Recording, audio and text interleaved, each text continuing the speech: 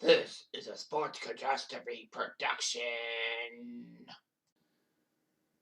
Hey there, ho there. It's Jeff Cutter Dub and welcome you to another Poker Players Meets Sports Catastrophe video. This is the Week 5 review and heading into Week 6, the final week. It's the final countdown. Da, da, da, da, da, da, da, da, da. The final Sumo. Oh, wait, that's the wrong video. Ha, sorry. So anyway, it's time. It's cover time. We're ready to go. So let's talk about the Week 5 games, and then after each house, I'll talk about who is basically in and who is basically out by points wise. So here we go. All right, so let's start with the rounders group, and through 4 weeks, it was basically a tight group to be had. Poker Pat just came off a big win over Baden Poker, with Derek J getting 3rd place. After the Week 4 debacle, which I never got to witness the game live, Week 5 was much smoother. I got to see the Wednesday game, and I got to talk about it. There were 2 people who did not play in this match. It was Shank and Poker Pat. Probably had to do with his cat. Poker Pat, I think, off the high of winning 2 of the 4 previous weeks, and a second in Week 3, probably thought, okay, I might as well take a cereal. So he did. And Jesse Shank, where the heck is he? He played for 4 points. He beat Palmer and Dagos. But yet he freaking is not in anything. What's going on? So anyway, so it's down to 9 people. The first person to be victimized was Baden Poker. Baden was doing pretty well. He had a second and 2/3 in his first 4 weeks, which was good. But unfortunately, Baden fell flat on his butt. He got flushed out by Diego. So Baden gets only 4 points. That's bad news. But the good news for him is that 4 points actually does not matter because it was his lowest point total in the first 5 weeks. He could take that 4 points and it doesn't count in his standing. So good for him. And then next up was Wings in 8th place. Wings did well. He won Week 2. He did okay in Week 3, but a little bit middling. Unfortunately, 5 points were taken. He got taken out via trip aces by Derek J. The bad news is Wings lost. But the good news for him is that with 5 points, that was his worst performance. And the 4 out of 6 rule means that he does not have to take the 5 points forward. So 5 points will be down to 0. But now came 7th place, and that went to Palmer. Palmer had 1 no-show and just middling results, not really doing well in the first few weeks. 8 points was his best performance, but he got 6. He did well, Mike. So anyway, Palmer got taken out by just a pair of kings from I am 2D and I am to sleep, da da da. So unfortunately for Palmer, he got 6 points. But that was his second best mark out of 5 weeks. So he'll take the 6 points forward, and the 0 for the no-show, he doesn't have to worry about that. Up in 6th place was Dwayne, the unofficial captain of the group, like Newfoundland, having 10-5, 10-12, so he was middling. Unfortunately for him, he only picked up 8 points in Week 5. He was taken out by trip 6s by GBKW. So Dwayne's 8 points. He will his 5-point performance from Week 2 is out the board. So Dwayne will have to take the 8 points right now. As of right now, he might eat those 8 points if he does well in Week 6. In 5th place was No Show Sales, having a couple of middling performances and a no-show in Week 3. That's the name. He put up 10 points. He was taken out by IM2D for the second elimination for him, pair of 6s. So Palmer's 6 points are his second highest, and I believe that will make sure he'll take the 6 points going forward because his two lowest performances are 3 points. The funny thing about those guys is that none of them had an elimination. The top four all had at least one elimination. And the first to fall was GBKW. God bless Kitchener-Waterloo. I guess you could say that. So GBKW headed into week 5. Paul was doing pretty well. He had a 3rd place in week 1, but after that, a middling few weeks, especially a no-show in week 3. But he picked up 12 points and an elimination. That puts him up to 4 eliminations. So, of course, his 12 points means that his no-show doesn't count in week 3, and the 0 points are off the board. So he gets 46 points. Heading into the final round. In 3rd place, after eliminating GBKW, was Diego. So Diegos, who barely showed up. He had 2 no-shows in weeks 2 and 3. Week 4, he only had 4 points. In week 1, he only had 2 points. But something got into him. So he picked up 2 eliminations, his first 2 eliminations, and he took 16 points for his 3rd place for 24 points. So he's looking decent, as it sounds. And then it was down to the final 2, 2D and Derek J. Well, Derek J sent Diego's going, and he sent I am 2D down. 2 pair of Jackson knives. So 2D, his 20 points tied his best mark from week 2. He'll carry those 20 points. The funny thing is that he dumps off an 8-point performance in week 3 means that is his lowest score. So he had 12, 20, 10, and 20. So those are the scores he's got up to now. And his 8 points get knocked out. And 2D actually picked up a pair of eliminations, so that makes 6 for him. GBKW, I forgot to mention, now is up to 4 knockouts. Derek J's triple knockouts puts him at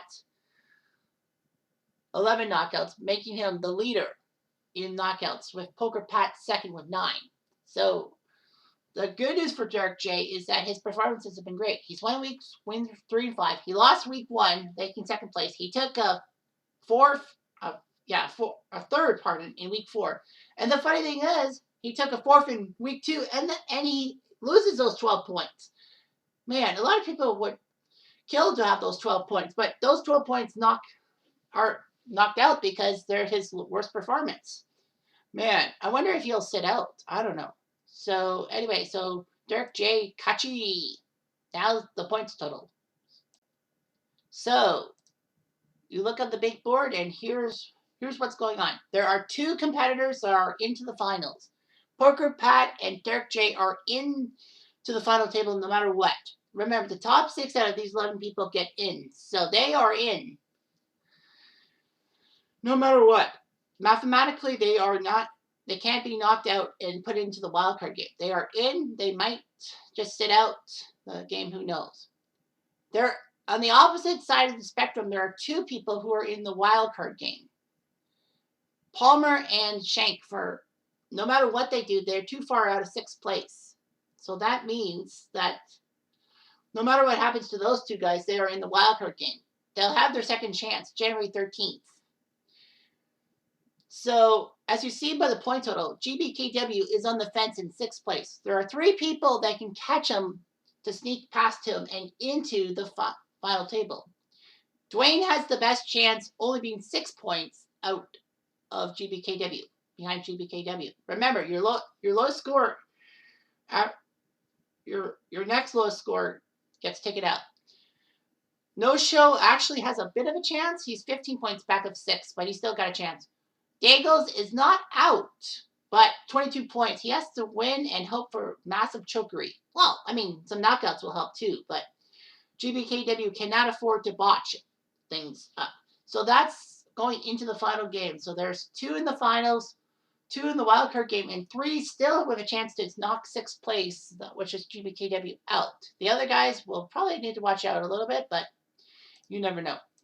So that's it from house number 1. Oh, I forgot to mention that rounders, their 9-player game took 2 hours 15 minutes, the longest of the 3.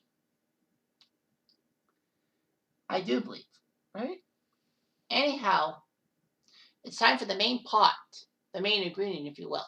Only 8 players playing, and the top 4 get to the finals. The funny thing about this 8-person group is that only one person has had a no-show. Otherwise, everyone's played every week. So Mustang boy Jody, who had a 6, a 16, a 6, and a 5. Well, his 16 was third place in week 2. No double digits things. Unfortunately, finished 8th, just like week 4.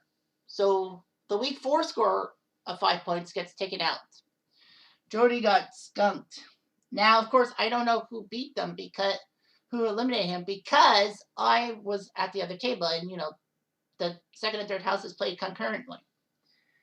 So anyway, the main guy, John Streeter, who was the house manager, who had a 16, a 24, a 12, and an 8 through the first 4 weeks. Well, 24 meaning he won week 2 and took third in week 1. He was the next one eliminated with 6 points. Fortunately for Streeter, those 6 points actually means that he doesn't take those points forward. So that would be erased because top 4 scores, right? Mm-hmm. And then came Michelle, who had a surprising second place in week 4 compared to her other results of 10, 5, and 8. So unfortunately, she took 6 and gets 8 points. But her week 2 score of 5 points gets taken out, will be erased, and all that. And then next up was Torbay, who was the only guy responsible for the only no-show in the group. His 0 points in week 3. Well, he did win. He was the defending champion. He won week 4 and then took second in week 2. But Torbay only got 10 points. Fortunately, though, his no-show in week 3 means that he doesn't take that point forward, and his 10 points and all that. The funny thing is, just like the Rounders group, the top 4 people had elimination, the others didn't. The first to fall was Summer, who took 4th place. Well, he won week 1. He took second in week 3. He took third in week 4. But the funny thing is his other 2 results were 4th places. So he's been in the top 4 every week, and he loses 12 points because his lowest score is 12 points, so he loses that. He got elimination to make it 8. Third place was Craftworks. He did pretty well, knocking off 3 people to get to 12 eliminations and number 1 on the list. Craftworks was the week 3 winner, the week 2 runner-up, and then having a pair of 10-point performances.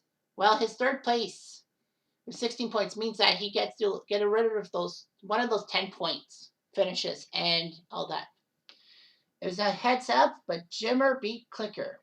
All right, so Clicker, who had a 3rd place in week 3 and 2 4th places, and an 8-point performance in week 2, got to eliminate that 8 points from week 2. That was his lowest result, so he doesn't have to worry about that. 20 points for second. Clicker got 1 elimination. That was his first elimination. And finally, Jimmer winning with 3 eliminations. That gives him 3 eliminations. He had no eliminations through the first 4 weeks, but those 3 eliminations were good.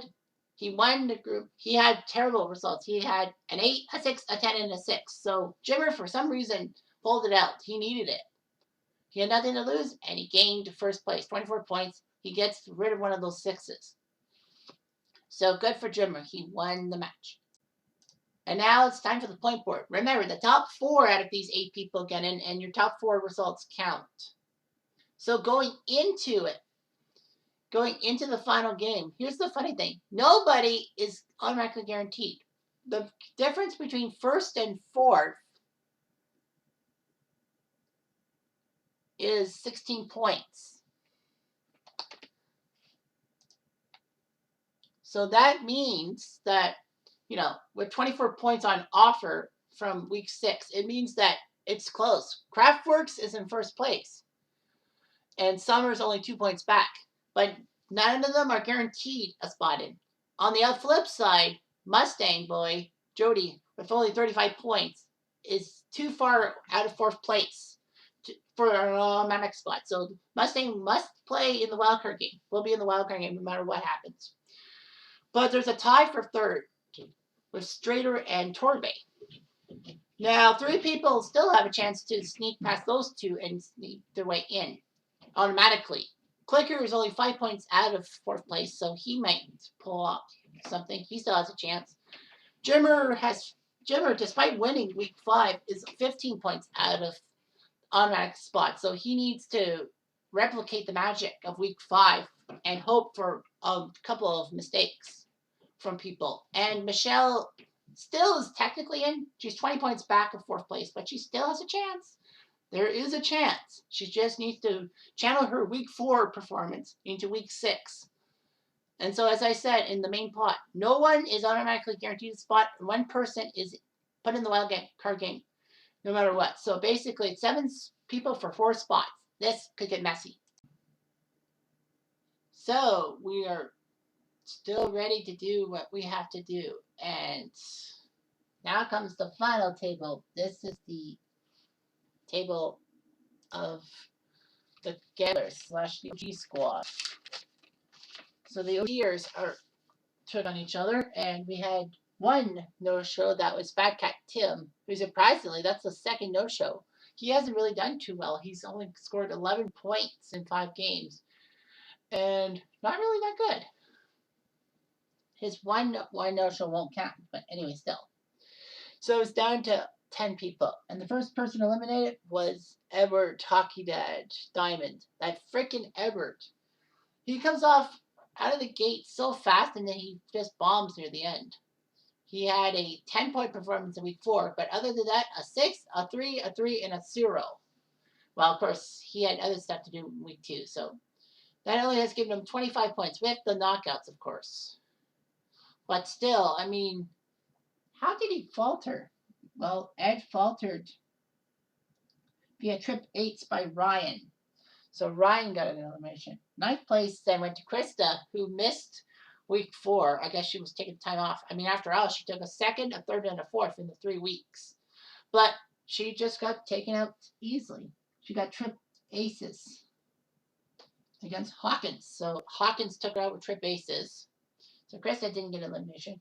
And then Rhythms, who won 3 of the 4 weeks, and the other week he took 12 points for, I believe, 4th? Yeah, so he has 3 firsts and a 4th. I think he was just playing loose, a little too loose.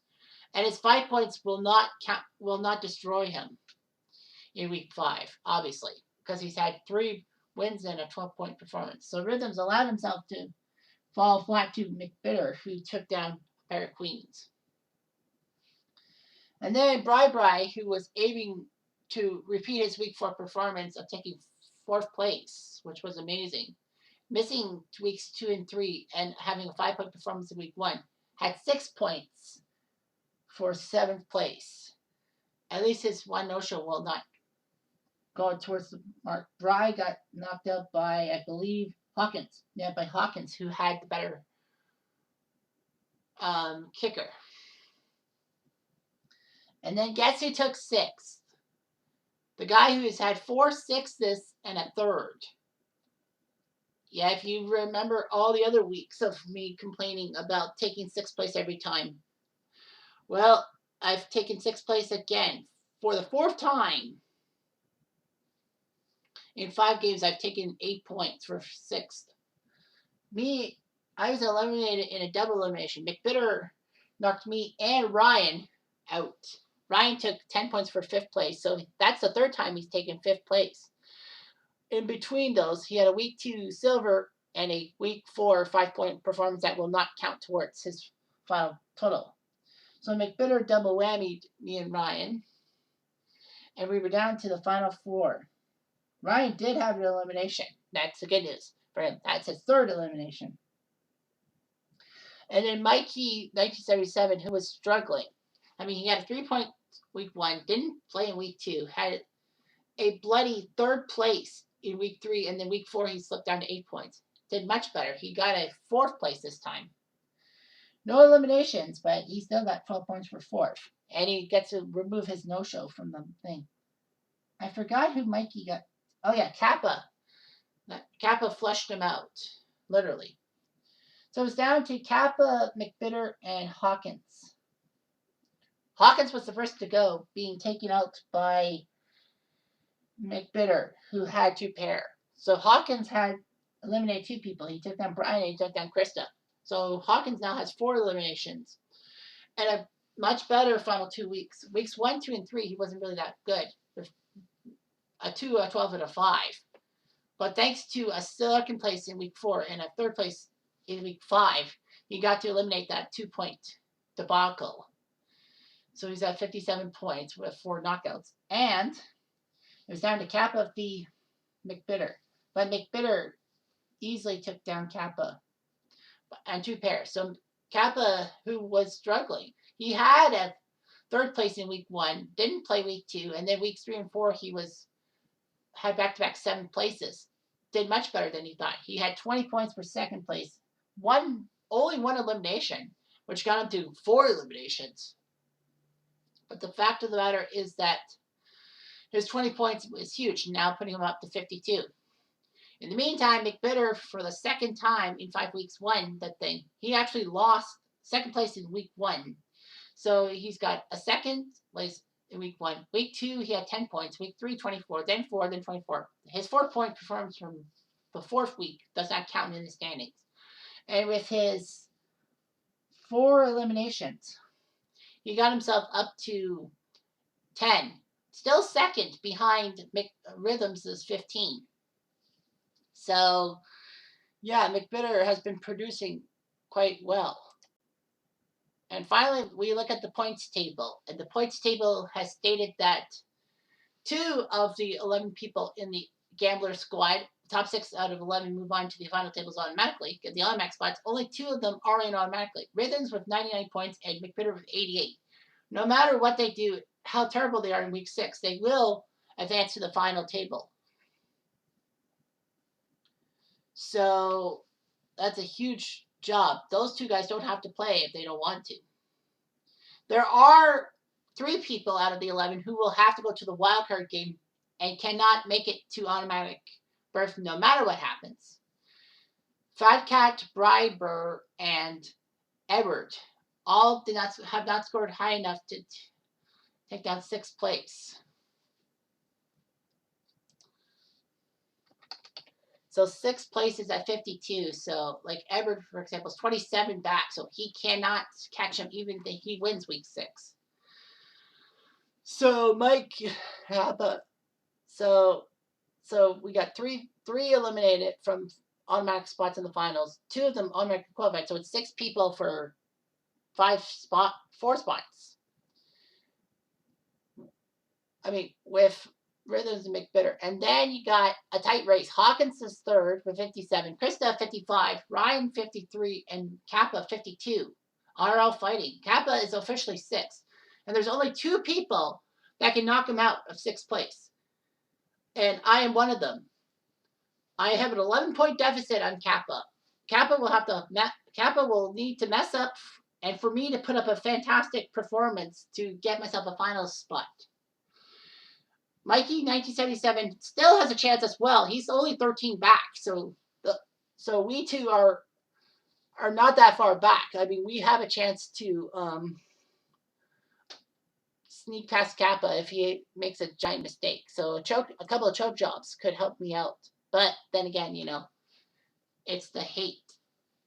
Anyway, thanks for watching this video of week 5, and hopefully the stats will tell you a lot of things different. I'm Jeff Diamond. I do.